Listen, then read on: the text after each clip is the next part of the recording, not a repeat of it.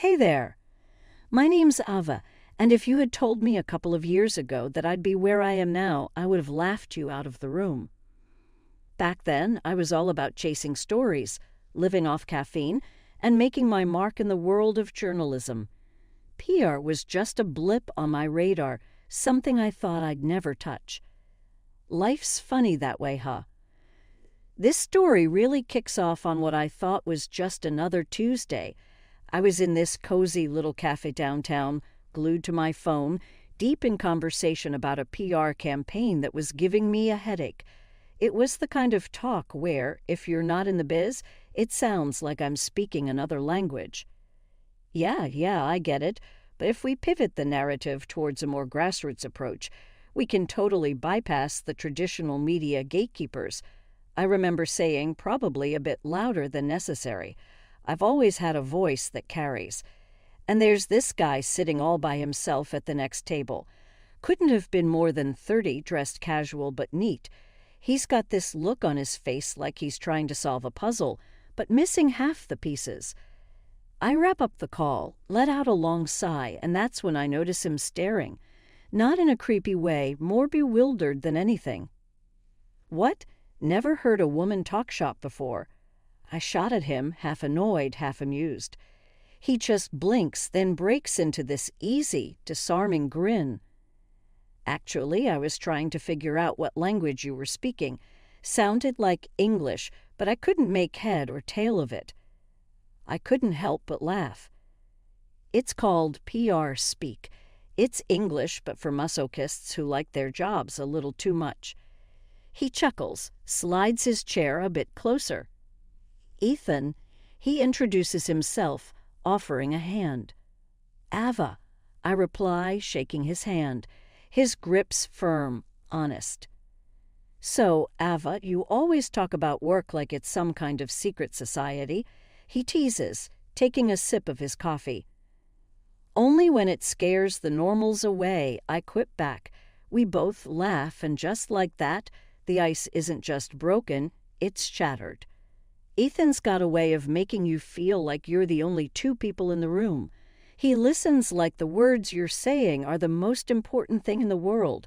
We talked about everything and nothing. Work, music, the latest series binge. It was easy, comfortable. Before I knew it, hours had passed. He's telling me about his job as a plumbing wholesale manager, which honestly I didn't even know was a thing. But he talks about it with this passion, this genuine love for something so mundane. It was refreshing. You actually enjoy talking about pipes and fittings? I asked, raising an eyebrow.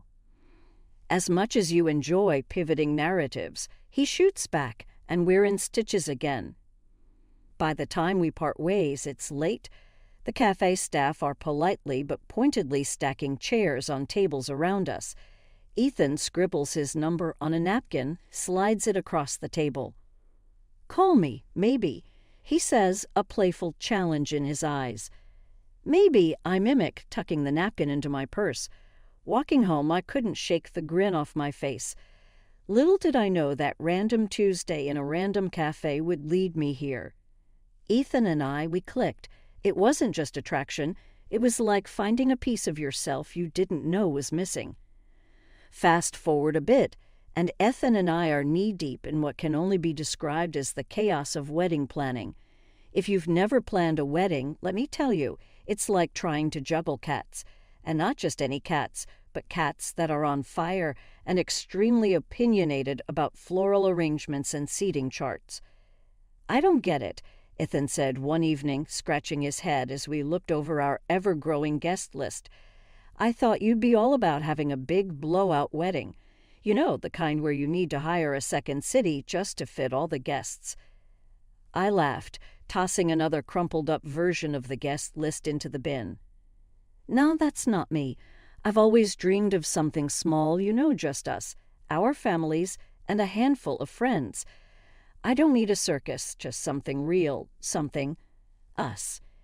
Ethan looked at me, a mix of surprise and admiration in his eyes. You're full of surprises, Ava.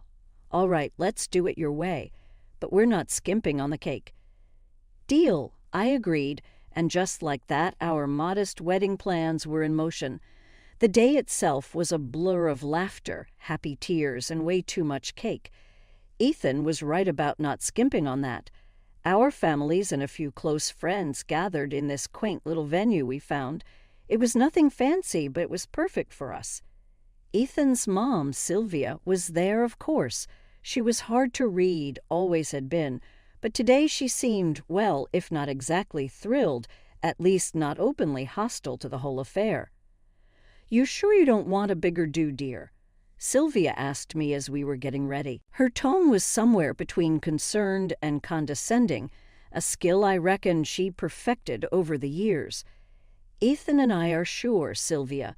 We wanted it to be intimate, just the people who matter most to us," I replied, keeping my voice steady and friendly. Was all she said, but she left it at that. I considered it a win. The ceremony was short and sweet. Ethan looked so handsome, I thought my heart might burst right out of my chest, and when he said his vows, promising to love and cherish me through all the craziness life might throw our way, I believed him. Not because they were fancy words, but because they were true, spoken from the heart. After the ceremony, during the reception, Ethan's uncle, a burly man who'd had a bit too much to drink, clapped a heavy hand on Ethan's shoulder and slurred, "You two, you're good together." Not like some of these fancy folks with their big weddings and even bigger divorces. Ethan grinned. "Thanks, Uncle Joe, we think so too." And then there was dancing. I'm not much of a dancer, more of a flailer, really, but with Ethan it didn't matter. We were clumsy and completely out of sync, but it was perfect because it was us. As the night wound down, Ethan pulled me close, his voice soft in my ear. "Best day of my life, Ava. I can't believe you're my wife." I rested my head on his shoulder, feeling the weight of the day start to lift. "Best day of mine too, Ethan. Here's to us and to doing things our way." After the wedding buzz settled down, Ethan and I got hit by a serious case of nest building. We were on the hunt for our perfect starter home, something cozy but with enough room to grow into. The weekends were spent scrolling through listings and hitting open houses. It was exciting, but damn, was it exhausting. One lazy Sunday afternoon, as we were knee-deep in house listings and mortgage calculators, Sylvia dropped by. She had this knack for popping up unannounced, like a sitcom neighbor without the laugh track. "What are you doing?" she asked, peering over our shoulders at the laptop screen. Her tone casual, the eyes sharp. "House hunting," Ethan replied, not looking up. "We're thinking of buying." Sylvia perked up at that. Her interests suddenly piqued. "Oh, buying. Are we moving up in the world?" I shot Ethan a look, trying to gauge his reaction. He just shrugged, the universal husband signal for, "Let's not make a scene." We showed her some of the places we were considering. She had an opinion on everything. The location, the layout, even the color of the freaking curtains in the photos. Then, out of the blue, she dropped the bomb. "Since you two are doing so well, maybe you could help me out with something. My living room could use a facelift, a new couch, maybe a TV stand." Ethan and I exchanged looks. This was new territory. What do you mean?" I asked, trying to keep the skepticism out of my voice. Sylvia waved a hand as if she was asking for something as simple as borrowing a cup of sugar. "Oh, just a little financial help. It's not like you can't afford it." Ethan coughed, a clear sign he was uncomfortable. "Mom, that's not really." But Sylvia cut him off. "Ethan, darling, I've given you everything. The least you could do is help your old mother out." The room got tense. I could see Ethan wrestling with himself. The guilt Sylvia was laying on thick. "Okay, Mom, we'll see what we can do," he finally said, deflating like a balloon. I was floored. Just like that, we were going to dip into our house fund for Sylvia's living room makeover. After Sylvia left with a smug little smile and a list of furniture stores, Ethan and I had it out. "Ethan, what the hell? Why'd you just roll over like that?" I was pacing, my hands slicing the air for emphasis. He was on the couch, head in hands. "Ava, it's my mom. What was I supposed to do? Say no?" "Yes, that's exactly what you were supposed to say," I shot back. "We've been saving for months, and now we're supposed to just hand it over for her living room." Ethan stood up, his frustration matching mine. I know, it's just, she's my mom. It's complicated." "Complicated doesn't even start to cover it, Ethan. We're talking about our future here, not just some new furniture for your mom." The argument went back and forth, a tennis match of frustration and guilt. It was like a merry-go-round of frustration. We finally agreed that Ethan went too far by giving Sylvia access to our shared account, a decision we both regretted pretty quickly. But agreeing doesn't fix the feeling that our plans just took a major hit. That night, as we lay in bed, the air still thick between us, Ethan whispered, "I'm sorry, Ava. We'll figure this out together." "Yeah," I whispered back, not convinced but wanting to believe. "Together." After the whole living room saga, you'd think we'd get a breather, but nope, life had more in store for us, especially with Sylvia. This time, the battlefield was social media. Yeah, that's right. Facebook, Instagram, you name it. Sylvia suddenly became tech-savvy and found a new way to stir the pot. One evening, I'm scrolling through my feed, and I see a notification pop up. Sylvia commented on one of my posts. A picture from a work event, me in front of this big crowd, mic in hand, doing my PR thing. Her comment, "Must be nice to travel and eat out all the time while some of us can barely afford a coffee." I stared at the screen, my blood boiling. "Ethan," I yelled, not caring that it was past 11:00 p.m. and he was probably dozing off. He came running, phone in hand, a look of "what now?" plastered on his face. "Look at this." I shoved my phone in his face, pointing at Sylvia's comment. He squinted, read, and then let out a long sigh. "Mom's at it again, huh?" "At it again. She's practically painting me as some sort of millionaire while she plays the poor, neglected mother. It's embarrassing, Ethan." I was pacing now, every word punctuated with a stab of my finger in the air, as if I could physically grab my frustration and fling it out the window. Ethan grabbed my shoulders, forcing me to look at him. "Ava, let's just talk to her, okay? Maybe she doesn't realize." "Doesn't realize?" I snorted, pulling away. "She knows exactly what she's doing. This is about that damn living room. In Hawaii." "I'll call her in the morning," Ethan promised, but we both knew it was a Band-Aid on a bullet wound. The next day, true to his word, Ethan called Sylvia. I only caught his side of the conversation, but it was enough to paint a pretty clear picture. "Mom, you can't post stuff like that." "Yes, I get you're joking, but no, Mom, it looks bad." Ava's upset. "Well, maybe think before you post." It went on like that for a good 20 minutes, Ethan, ever the peacemaker, trying to reason with an immovable object. When he finally hung up, he looked like he'd gone 10 rounds with a heavyweight. "She'll think about it," he said, but we both knew think about it meant find a new angle to cause drama. And she did. Her next move. Comments turned into direct messages asking for this and that, hinting about how nice Hawaii looked this time of year. It was like dealing with a social media mob boss. Finally, I had enough. "Ethan, this has to stop. It's either your mom or me at this point." We were in the kitchen, a half-eaten pizza between us, the epitome of domestic bliss if it weren't for the looming mother-in-law-shaped cloud over our heads. Ethan, ever the diplomat, sighed. "Okay, I'll sort it for real this time." But here's the kicker. Despite our grand plans of cutting off Sylvia's financial lifeline and blocking her online, we caved. Yeah, you heard me. We paid for Sylvia's damn trip to Hawaii. Why? Maybe it was guilt. Maybe it was exhaustion, or maybe we just wanted a moment's peace. Whatever it was, it worked. Sylvia was over the moon, spending weeks packing and shopping for her tropical getaway as if she was fleeing the country. New clothes, new luggage, you name it. Ethan and I, we just went back to our lives. Me to my work, him to his, both of us trying not to think about the dent in our savings after Sylvia's trip from Hawaii. It felt like she had developed a taste for luxury, or at least our money.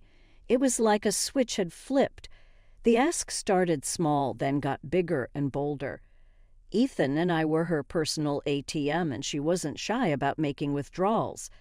"Ethan, your mom's at it again," I grumbled one evening after dinner, waving my phone at him with the latest message from Sylvia, a thinly veiled request for a small loan for some new luxury she'd taken a fancy to. Ethan, bless him, looked like a man on the edge. "I know, Eva. I'll handle it," he sighed, scrubbing a hand down his face. "Handle it how, Ethan?" "By saying, 'Please stop, Mom,' because that's working out great so far," I snapped, frustration getting the better of me. He didn't respond right away, just stared at the table, jaw working. Finally, he looked up. "I'll talk to her. Seriously this time. No more Mr. Nice Guy." And he did talk to her, or at least he tried. But Sylvia, she turned on the waterworks, painting herself as the victim, saying we didn't appreciate all she'd done for us. "I'll show you," she'd hissed through tears when Ethan stood his ground. At the time, we didn't know what she meant. We should have paid more attention. Fed up, I blocked her on every social platform I could. Out of sight, out of mind, I thought foolishly. If only it were that simple. The day she showed up at our house flaunting those car keys was like a scene from some twisted game show. "Look what I got." Sylvia beamed, as if she'd won an award rather than raided our savings. Ethan and I exchanged a look of horror. "Mom, how? Where did you get the money for this?" Ethan's voice was a mix of disbelief and dawning realization. Sylvia didn't even have the decency to pretend. "Oh, Ethan gave me access to your savings. Needed a new ride," she said, as casual as if she was talking about borrowing a cup of sugar. "Our house fund. You used our house fund." My voice was barely a whisper, shock freezing the anger into a solid lump in my chest. Ethan's face went from pale to harsh. We both knew what this meant, but seeing the numbers confirmed on our online banking was a gut punch. $260,000 gone just like that. Our dreams, our future, reduced to a pittance of $155,000. The fallout was nuclear. Ethan was in shock, repeating, "I didn't think she'd actually do it," like a mantra. Me, I went from furious to outright livid. She played us, Ethan. Played us like a cheap fiddle. "We have to do something," Ethan said, the fight finally sparking in him. This is theft." "Yeah, and it's war," I added, my mind racing through our options. Legal action, cutting ties, confronting Sylvia. It was all on the table now. Ethan nodded, determination replacing the shock. "We'll get it back, Eva. Every penny." When the truth came out that Sylvia had plundered our savings, Ethan was beyond furious. He was incandescent with rage. "Mom, how could you? You've just steamrolled over every line of decency. Your greed is. It's indescribable." His words were like bullets aimed straight at her heartlessness. But Sylvia, she just cackled, that awful sound that made my skin crawl. "Oh, Ethan, please. AA's raking it in. You'll fill that house fund up again in no time," she said, dismissing our financial ruin like it was a minor inconvenience. That was the final straw for Ethan. "Out, now, and I'm suing you," he declared, his voice cold enough to freeze hell over. Her laughter at that moment was bitter, filled with scorn. "You wouldn't dare." "I'm your mother," she retorted, as if that bond gave her immunity. But Ethan was done playing her games. The second she was out the door, he was on the phone, securing our accounts and pulling together all the paperwork for a lawsuit. Sylvia might have thought it was all a bluff, but the fire in Ethan's eyes said otherwise. When the reality of the lawsuit hit her, Sylvia's reaction was volcanic. She bombarded Ethan's phone with calls, hurling accusations and insults, trying to guilt-trip him into backing down. But Ethan stood firm, cutting off all communication with her. The courtroom drama that unfolded was like something out of a bad TV show. It dragged our family drama into the glaring light of public scrutiny. But Ethan, he held his ground, presenting evidence with unflinching resolve. When the judge finally made their ruling, it was like a weight was lifted off our shoulders. Sylvia was ordered to repay every single penny she had taken, starting with the flashy car she had bought to flaunt her theft. The fallout for Sylvia was swift and severe. She had to sell off everything, every luxury item she'd bought with our money to pay us back. It was more than just a financial reckoning. It was a stark lesson in respect and boundaries. She had crossed a line, and now she was paying the price. For Ethan and me, it was a slow process of picking up the pieces. Watching our account slowly recover was a bittersweet victory. It was a harsh reminder of the ordeal we'd been through, but it also brought a sense of closure. It felt like finally we might be able to move forward, to rebuild our dreams on our terms, without the shadow of Sylvia's greed looming over us. After the whole legal mess with Sylvia, Ethan, and I finally got to buy our dream house. It was small but beautiful, exactly what we'd been hoping for. I remember walking through each room over and over, still half in disbelief. After everything, our dream was real. We had our home. We decided to throw a housewarming party, even though the place was pretty much a big empty box. No furniture, nothing. But that didn't stop us. Our friends came over, and we just embraced the emptiness, sat on the floor, spread out some snacks and drinks, and had ourselves an Oriental-style housewarming. It was different, kind of funny, but amazing. Laughing and sharing stories on the bare floor, it hit me how much we'd gone through to get here. This empty house wasn't just a space, it was a testament to our resilience, our fight for a future we wanted. Sure, it was unconventional, but it was ours. And in that moment, with our friends around us, it felt like the fullest, richest place in the world. "Hey, this might not be the fanciest housewarming," I said, looking around at our friends, "but it's definitely the most memorable." Ethan caught my eye and grinned.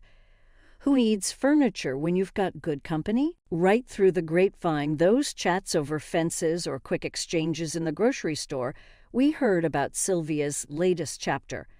It turned out the consequences of her actions ran deeper than just our drama. Banks and credit companies, tired of waiting, had come knocking. She was drowning in debt, the kind that swallows you whole. Eventually, she was forced to sell her house, the one she filled with all those ill-gotten gains, and move into a modest apartment on the city's outskirts. "Ethan, you hear about your mom?" I asked one evening, the news still fresh on my mind. He sighed, a deep, weary sound. "Yeah, I did. Can't say I'm surprised." But his voice trailed off, lost in the complex web of emotions that comes with family. Part of me hoped this would be a wake-up call for Sylvia, a harsh lesson in responsibility and consequence. Maybe now she'll learn right about managing money, thinking ahead. Ethan just shook his head, looking out the window. "I hope so, I really do. But people don't change overnight. In our little home, life bloomed in unexpected ways. Our biggest news wasn't about Sylvia or the past. It was about the future. I was pregnant. The realization hit us with a mix of joy, awe, and a tiny bit of fear. We were going to be parents. I'm reading everything I can get my hands on. I told Ethan, my nightstand a testament to my newfound obsession with parenting books. But you know what the most important thing I want to teach our kid isn't in these books. He looked curious. Oh yeah, what's that? Thrift, and not just saving money, but understanding its value, respecting it. I was determined our child would learn from our past, from Sylvia's mistakes and our own. Ethan wrapped an arm around me, his smile warm. I think that's perfect. We'll teach them about hard work, saving, and spending wisely. They'll grow up knowing how to manage their money. Unlike he didn't need to finish. We both knew who he meant. Our little house, once a dream delayed by betrayal and greed, was now a home filled with love and soon the laughter of our child. It was a fresh start, a promise that we do better, be better. And as for Sylvia, we both hoped that this might be the beginning of her own new chapter, one where she found her way out of the financial chaos she'd created. Life in our new home was good. It was real, and every day it reminded us of where we'd been and where we were determined to go. Not just for us, but